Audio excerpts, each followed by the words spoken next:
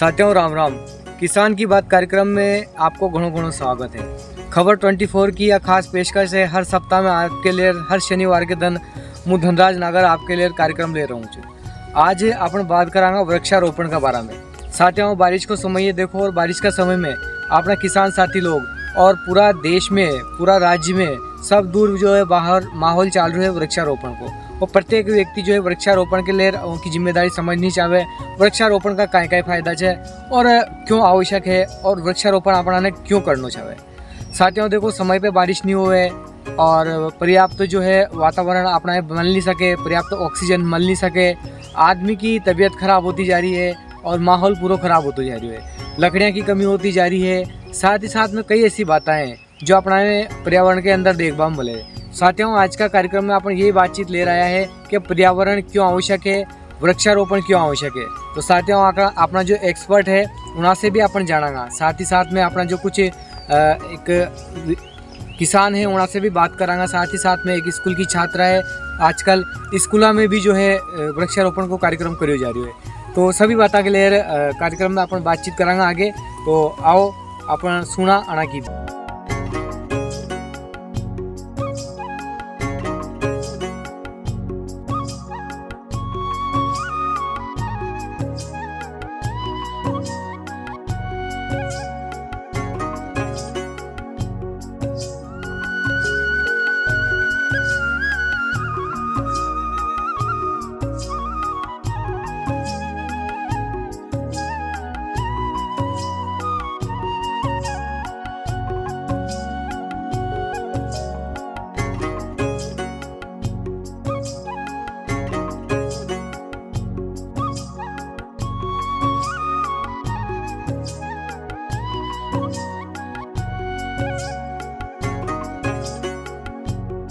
राम राम काका जी।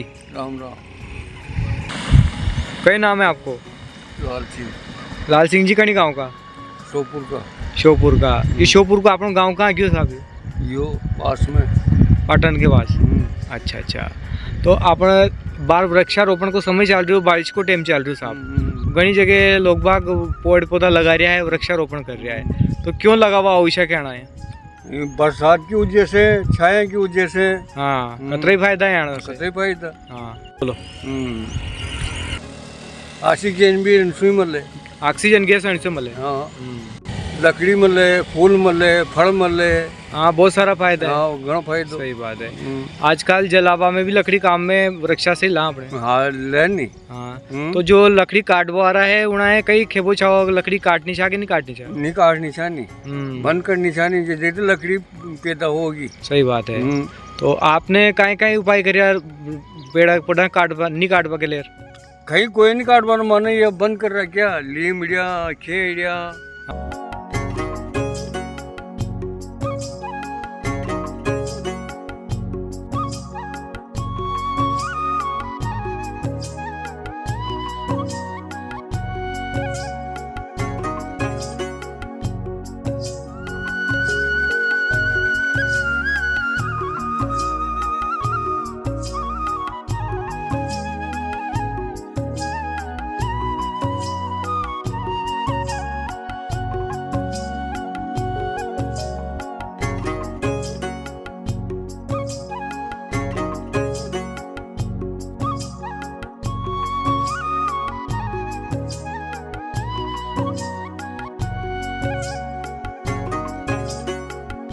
तो जैसे अपने खेत में भी तो अपना घना साथी लोग पौधा लगा, कहीं का पौधा लगाया है अपने यहाँ क्षेत्र में?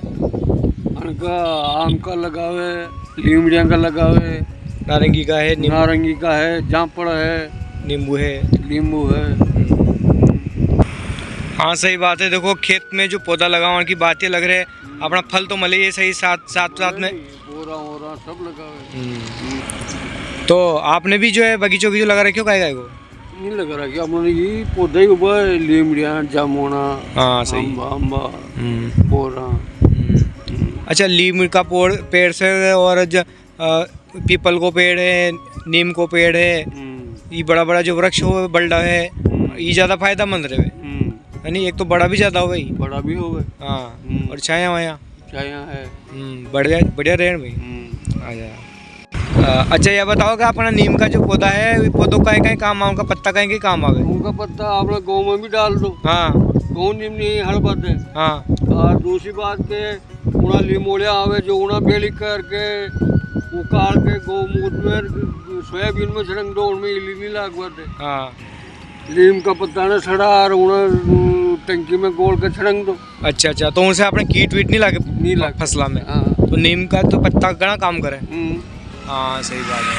और नरी बेरा हो तो उनको तेल निकाल के माथा में भी भरे। हाँ निम्बोरिया को। अच्छा देखो बस आप पेड़ पौधा तो कहीं के मनक के तो काम ही आए, साथ ही साथ में अपना पक्षी है उनका के भी तो काफी ज्यादा काम है। हाँ हाँ। और काल पड़ जाए तो नीम का पत्ता बिछाने डाल दो। खावे भी पेट साफ रहे बड़ी। हाँ सही है। तो पेड़ पौधा तो काफी ज्यादा फायदो करे। तो अब सब पौधा की अलग अलग विशेषता है, कोई कहीं में काम करे, ये तो अपना याद को नहीं उतर गया है नी। अब इके जब बकरियां हो तो बार पापड़ा डाल दो ना। हाँ पापड़ा खा ले। हाँ। तो साथी और अपना जो साथी लोग आपको कार्यक्रम सुन रहे हैं, बस आप कई खेबो चाहो कि पेड़ पौधा लगाना चाह किनकी लगाना चाह नहीं पेड़ पौधा तो है नहीं। हाँ। अब ला रहा नरा लगा रहा, कूड़ा पे नींबू लगा रहा, चांपल लगा रहा। सही बात। बस आवत रिचो की जानकारी आपने माँ का साथियाँ दी, घणो घणो धन्यवाद। राम राम सर।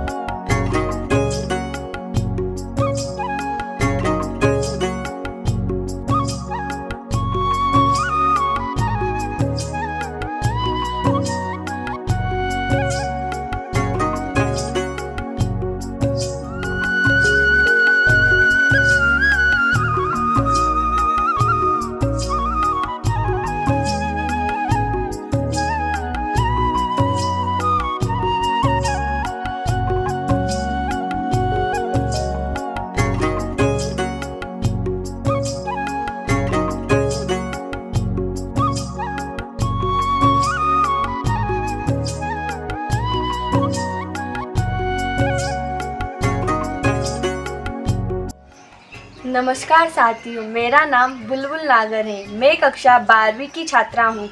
आज मैं आप सभी के समक्ष जिस विषय पर चर्चा करने जा रही हूँ वह किसी धर्म का नहीं, किसी राज्य का नहीं, किसी राष्ट्र का नहीं। यह विषय ऐसा है जिस पर संपूर्ण विश्व को गंभीरता से विचार करने की ज़रूरत है। यह विषय वृक्षों की घटती संख्या पर है।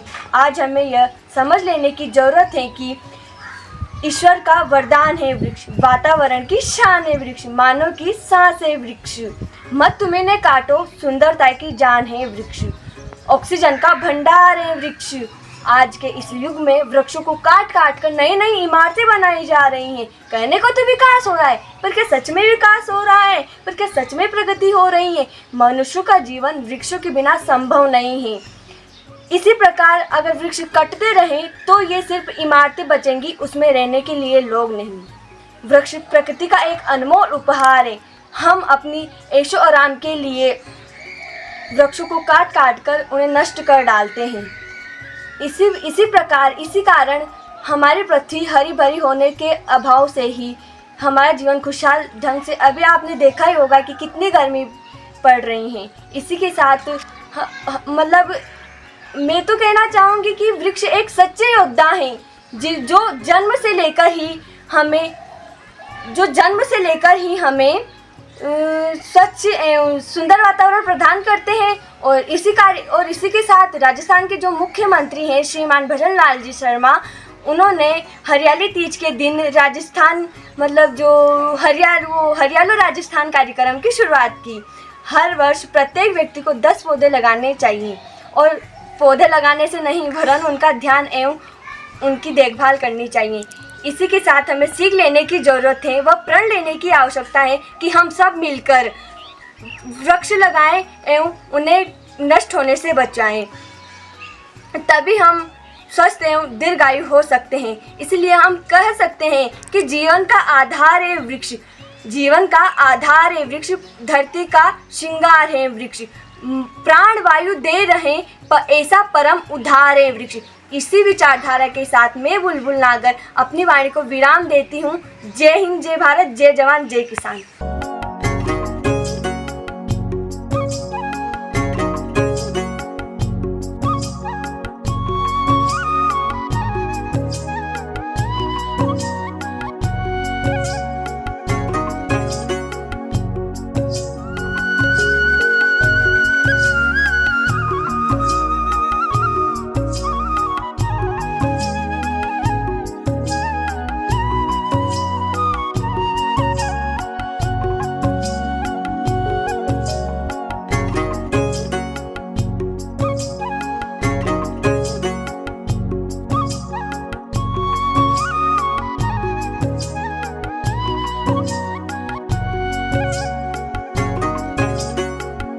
नमस्कार सर। नमस्कार जी। सर हम जानना चाहेंगे कि वर्तमान में जो है बारिश का समय चल रहा है, तो कितना महत्वपूर्ण है हमें वृक्षारोपण करना?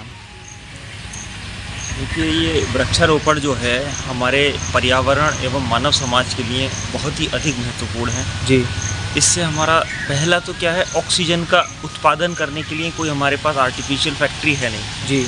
ऑक्सीजन जो है मानव सभ्यता के लिए बहुत ही ज़्यादा महत्वपूर्ण गैस है। तो हम वृक्षारोपण जितना ज़्यादा करेंगे, एक तो फ़ायदा ये होता है कि सबसे ज़्यादा ऑक्सीजन प्रोडक्शन होता है, लंबे समय के लिए होता है जी। और दूसरा जो कार्बन डाइऑक्साइड में कार्बन है, तो कार्बन को संचय करने के लिए जो ये हमारे पादपों में, वृक्षों में जो लकड़ी है जी इसमें कार्बन का स्टोरेज हो जाता है, भंडारण हो जाता है। जी जी जी। तो ज़्यादा समय में अगर पर्यावरण का संतुलन हमें बनाए रखना है तो हमें जितनी जगह मिल रही है हमें अलग अलग, हाँ, वृक्षारोपण में ये ना करें कि एक ही प्रजाति के वृक्ष लगा रहे हैं हम, सघन वृक्ष लगा रहे हैं, बहुत पास पास लगा रहे हैं कि 2-2 मीटर 3-3 मीटर पे।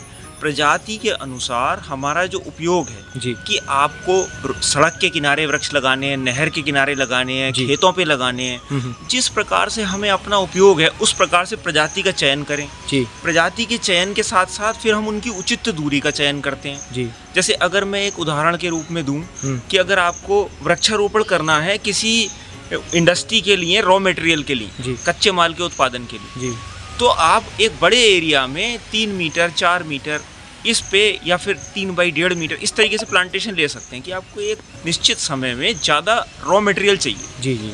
लेकिन अगर वहीं आप कृषि में जाते हैं, कृषि वानिकी पे जाते हैं, तो आपको इतनी दूरी लेनी पड़ेगी कि वृक्षों का फैलाव जैसे 5 से 6 मीटर 8 मीटर उचित फैलाव के लिए जगह मिले, प्लस हमारी जो अंतर सस्यन क्रियाएं हैं कि उसमें से ट्रैक्टर निकल जाए, फसलें बो सकते हैं उसके बीच में जी।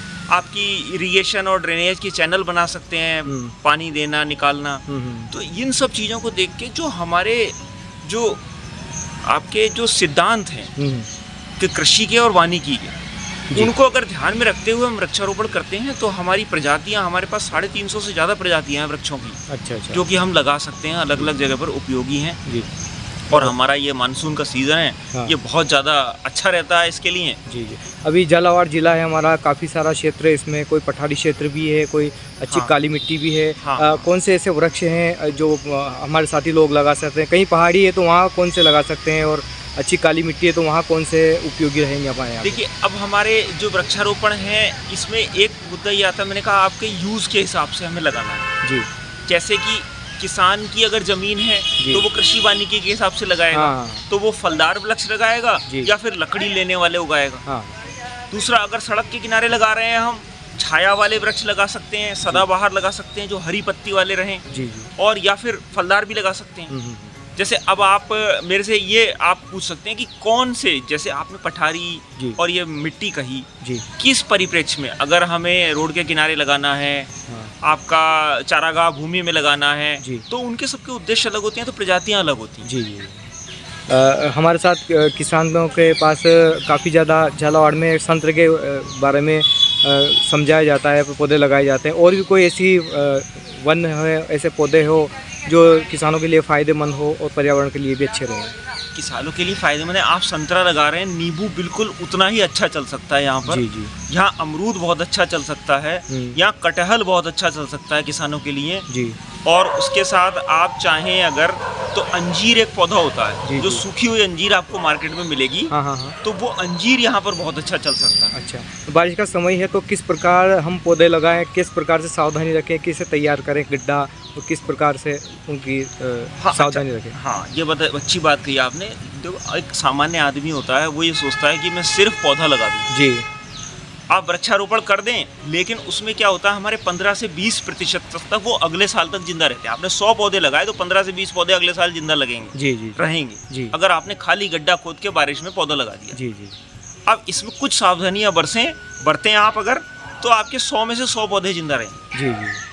क्या पौधा लगाना आपका एक दिन का काम नहीं है जी, कि आपने न्यूज़पेपर में निकाला या कहीं कैंपेनिंग करी कि कल वृक्षारोपण है, आप अधिक से अधिक संख्या में आएँ और वृक्ष लगाएं जी सर। ये जनमानस को प्रेरित करने के लिए एक अच्छा उपाय जी जी। लेकिन अगर हम ये माने कि हमें वृक्षारोपण 100% चाहिए तो आपको थोड़ा 2-3 महीने पहले से तैयारी करनी पड़ेगी। आप मई के महीने में या अप्रैल के महीने में ट्रैक्टर से डिगर आते हैं, आपके पावर ऑपरेटेड ट्रैक्टर डिगर आते हैं। जी जी जी। उसमें गड्ढे का साइज होता है 45 सेंटीमीटर, 75 सेंटीमीटर और 1 मीटर। अब वो जो 3 साइज दिए गए हैं हमारे 50, 75 और 1 मीटर, 100 सेंटीमीटर गड्ढे की चौड़ाई गहराई दोनों रहती है जी। तो वो इसलिए दिए गए हैं, अगर आपका जो पौधा है ज़्यादा नहीं फैलता है जी, फल के वृक्ष हैं कम फैलने वाले हैं, उनके लिए 50 सेंटीमीटर का गड्ढा बहुत है। जी सर। 50 सेंटीमीटर गहरा, 50 सेंटीमीटर चौड़ा। और अगर मध्यम आकार के वृक्ष हैं उनके लिए 75 सेंटीमीटर के गड्ढे बनाएं। जी जी। और जो बड़े वृक्ष हैं उनके लिए 1 मीटर का गड्ढा चाहिए होता है। जी सर। ये मई के महीने में आप या अप्रैल के अंतिम सप्ताह में आप गड्ढे खोद के ट्रैक्टर से छोड़ दीजिए। जी। महीना 1.5 महीना इसमें जब धूप लगती है तो सोलराइजेशन से आपका जो पुरानी बीमारी है, कीट हैं, ये सब मर जाते हैं, खत्म हो जाते हैं, दूर चले जाते हैं। उसके बाद आप क्या करिए, जब मानसून आने वाला है 5-7 जून से पहले यहाँ झालावाड़ के उसमें जी आप उनको गड्ढों को भर दीजिए। जी। गड्ढों में वही मिट्टी नहीं भरनी है, वो मिट्टी तो भरनी है, उसके साथ साथ आपका अगर फल का वृक्ष है जी या जो भी वृक्ष है, आपको कम से कम 2 से 4 किलो गोबर की खाद उसमें सूखी हुई जी जी गोबर की खाद मिला लें आप। जी। और अगर आपको तेज बढ़वार चाहिए थोड़ी सी, आप 2 मुट्ठी 3 मुट्ठी आप वर्मी कंपोस्ट भी मिला सकते हैं। जी। और अगर आपके पानी भराव ज़्यादा होता है वहाँ पे और वो मिट्टी फट जाती है जी। सर्दियों में मिट्टी फट जाती है बारिश के बाद जब पानी सूखता है जी। तो वहाँ पर आप थोड़ी 2 किलो 1 किलो रेत भी मिला सकते हैं गड्ढे, जी जी, जिससे कि वो सब कम करेगी रेत। तो इस तरीके से आप गड्ढे भर के जी। रख दें। उसमें एक अगर आपकी निश्चित दूरी का सिस्टम है जी। तो उसमें आप एक कोई लकड़ी की स्टिक या कुछ ऐसा लगा दें कि यहाँ पे पौधा लगाना है हमें। और फिर जैसे ही पहली मानसून की तेज बारिश होती है, जी। तेज बारिश का मतलब घंटा 2 घंटा बारिश होती है,